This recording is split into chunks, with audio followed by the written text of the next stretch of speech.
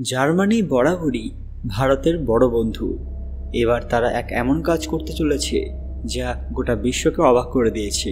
তারা বর্তমানে ভারতের $7 বিলিয়ন সাবমেরিন প্রকল্পে প্রবেশ করতে আগ্রহী, যা দক্ষিণ এশিয়ার প্রতিরক্ষা কৌশলে একটি নতুন মাত্রা যোগ করবে। এই প্রকল্পটি ভারতীয় নৌবাহিনীকে উন্নত এবং অত্যাধুনিক প্রযুক্তির সাবমেরিন দিয়ে সজ্জিত করার জন্য তৈরি করা হয়েছে, যার মূল লক্ষ্য হল ভারত মহাসাগর এবং এর আশেপাশের অঞ্চলে প্রতিরক্ষা শক্তি বাড়ানো। এই প্রকল্পের মাধ্যমে ভারত 6টি উন্নত ডিজেল ইলেকট্রিক সাবমেরিন তৈরি করবে, যা সামরিক ক্ষমতার দিক থেকে ভারতের প্রতিরক্ষা খাতকে আরও সমৃদ্ধ করবে। জার্মানির বৃহৎ প্রতিরক্ষা সংস্থা থাইসেন গ্রুপ ম্যারিন সিস্টেমস অর্থাৎ TKMS এই প্রকল্পে অংশগ্রহণের আগ্রহ প্রকাশ করেছে। তাদের ধারণা অনুযায়ী জার্মানির উচ্চ প্রযুক্তি সম্পন্ন সাবমেরিন তৈরির অভিজ্ঞতা ভারতের নৌবাহিনীর প্রয়োজনীয়তাকে পূরণ করতে পারবে। জার্মানির এই আগ্রহের পেছনে কিছু গুরুত্বপূর্ণ কারণ আছে, যা সবার জেনে নেওয়া দরকার।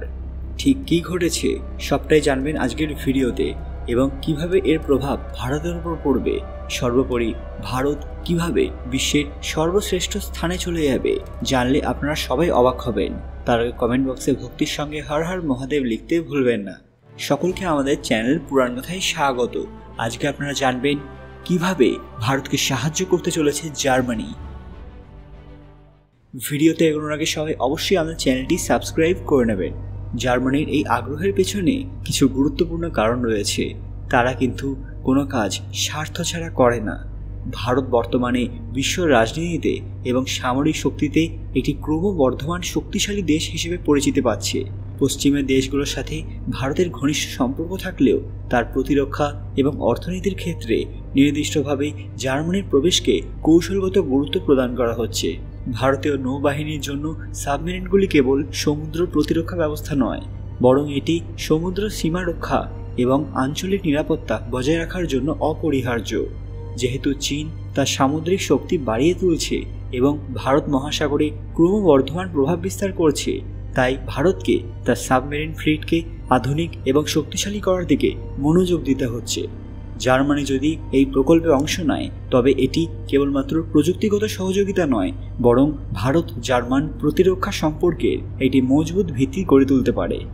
এই সাবমেরিন প্রকল্পের মাধ্যমে ভারত তার সাবমেরিনগুলিতে দীর্ঘমেয়াদী প্রযুক্তিগত নির্ভরযোগ্যতা পাবে। TKMS তাদের HDW সিরিজের উন্নত প্রযুক্তি, যা নীরবে গভীরের সাগরে চলাচল করতে পারে এবং অ্যান্টি সাবমেরিন প্রযুক্তিতে সক্ষম, সেই অভিজ্ঞতাকে ভারতীয় নৌবাহিনীর সাবমেরিনগুলোতে অন্তর্ভুক্ত করার চেষ্টা করা হচ্ছে। এছাড়াও ভারতের মেক ইন ইন্ডিয়া উদ্যোগের সাথে সমন্বয় রেখে জার্মানি এই প্রকল্পে ভারতের স্থানীয় শিল্পের সাথে কাজ করার আগ্রহ প্রকাশ করেছে, যাতে স্থানীয়করণ এবং স্থানীয় প্রযুক্তির হস্তান্তর ঘটে। এটি কেবলমাত্র প্রতিরক্ষা খাতে একটি চুক্তি নয়, বরং এটি ভারত এবং জার্মানির অর্থনৈতিক সম্পর্ককে আরও শক্তিশালী করে দেবে। যদি TKMS এই প্রকল্পের অংশ হয়ে যায়, তবে ভারতীয় কারখানাগুলোতে জার্মান প্রযুক্তির স্থানান্তর ঘটবে এবং স্থানীয় কর্মীদের প্রশিক্ষণের মাধ্যমে উচ্চ দক্ষতা সম্পূর্ণ কর্মশক্তির বিকাশ ঘটবে। এতে ভারত শুধু উচ্চমানের সাবমেরিনই পাবে না, বরং এটি তাদের নিজস্ব প্রতিরক্ষা খাতকে আত্মনির্ভরশীল করার জন্য একটি গুরুত্বপূর্ণ পদক্ষেপ হবে। এই উদ্যোগের মাধ্যমে ভারত একটি শক্তিশালী প্রতিরক্ষা ব্যবস্থাপনা কৌশল তৈরি করতে পারবে, যা দক্ষিণ এশিয়ার নিরাপত্তা চ্যালেঞ্জগুলো মোকাবেলা করার জন্য জরুরি। জার্মানির মতো একটি উন্নত প্রযুক্তি সম্পন্ন দেশ যদি এই প্রকল্পে অংশ নেয়, তবে ভারতীয় নৌবাহিনী একটি বিশেষ প্রতিরক্ষার দিক থেকে আরও শক্তিশালী হয়ে উঠবে এবং এটি ভারতের সামুদ্রিক প্রতিরক্ষা সক্ষমতাকে আন্তর্জাতিক মানের সাথে সামঞ্জস্যপূর্ণ করে তুলবে। হঠাৎ জার্মানি ভারতের প্রকল্পগুলোতে এতটা আগ্রহী কেন?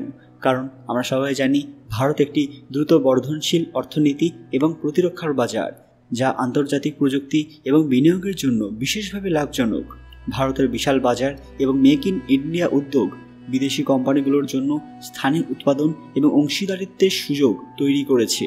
পাশাপাশি ভারত প্রশান্ত মহাসাগরীয় অঞ্চলে চীনের ক্রমবর্ধমান প্রভাব মোকাবেলায় জার্মানি কৌশলগতভাবে ভারতকে সমর্থন করতে চায়, যাতে আঞ্চলিক ভারসাম্য রক্ষা করা যায় এবং সমুদ্র নিরাপত্তা বজায় থাকে।